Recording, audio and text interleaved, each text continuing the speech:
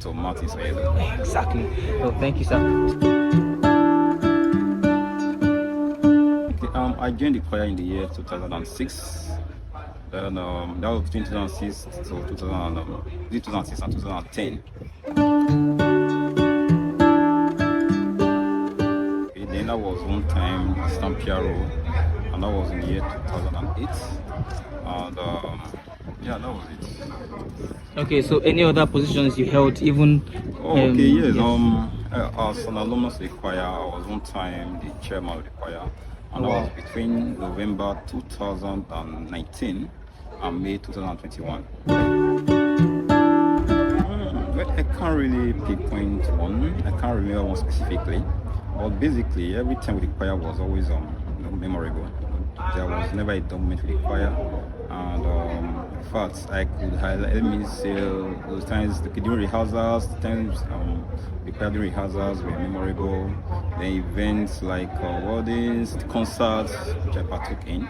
Also memorable moments. Even those evenings we stroll back to the hostel after rehearsal and we sing on the way back to the hostel. Yeah, very, very. Those are memorable moments, and they're meant to serve all the time. All right, sir. What's moments in the choir? Yes. Well, as a serving chorister, I can't really recollect one. I can't recall one, right? But as an alumnus, yes, of course, there was one event that happened. That was when I was the chairman of the choir. But let's not delve into that, all right? Confidential. let's allow the sleeping dog to lie, okay? So let's leave it at that. All right, sir. No problem, sir.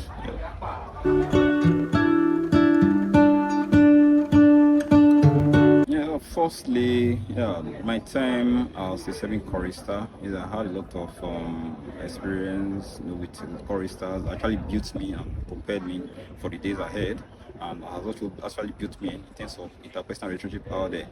Then again, as the chairman of the choir, then in fact my tenure was a peculiar one, right? Considering the fact that there was COVID-19, and again there was the 9 months of strike, ASU strike, that lingered for almost a year. And due to that fact, the choir was largely depleted. So we had issues with numbers and of course finance as well. Why? Because during the shutdown, there were no events, there were no choristers to pay their monthly dues.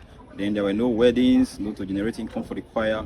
So we just had to make do with the little resources we had and also try to manage situations. And if you recollect, during COVID-19, there was this social distancing.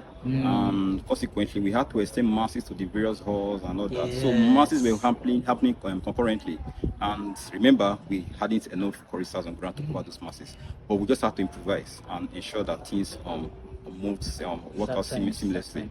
So it was quite a moment of experience for me, and from that I could say yes, I was able to. In fact, that built me as an individual to be a better person and to be well result oriented against all odds.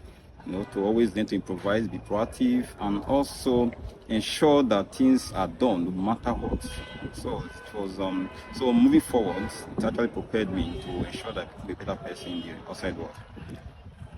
All right, sir. Thank you.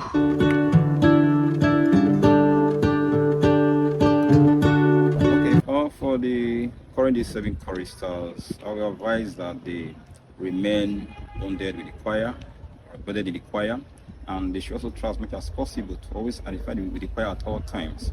While doing that, they should also remember that there's an aim. There's the reason why they are here, and that aim must not be defeated. So they must try as much as possible to strike balance between their studies and choir activities. When their studies is having some, when they're present, the choir is having negative impact on their studies, they must try as much as possible to call down, to forgo some activities within the choir to ensure that their studies don't suffer. Then for the alumni, newly inducted alumni members of the choir, well, one thing is the alumni body is a family. For like the choir as well, is a family. So they should try as much as possible to identify with them. And for them as an alumni members, they must ensure that they offer broad shoulders to the serving choristers at all times. And what do I mean by that? They should be true representatives of the choir, even as they remain alumni. Okay, Of course, they are not oblivious of what the choir encompasses and the rules that are obtainable in the choir. So they must ensure that by deeds, by actions, by words, whenever with the interface with the current choir or choristers, they should ensure that as much as possible, they imbibe all that to ensure that they don't go against the rules of the choir. They once obeyed while they were in the choir. Okay, for the forthcoming reunion, I advise every alumnus or alumna out there to get prepared, get your luggage set, and try and find your way down to Benin for the reunion or program. It's going to be exciting, fun filled. There are going to be so much events. It's going to be very eventful. So just try and be around and associate with your old pals in the choir, so you can relive some old memories.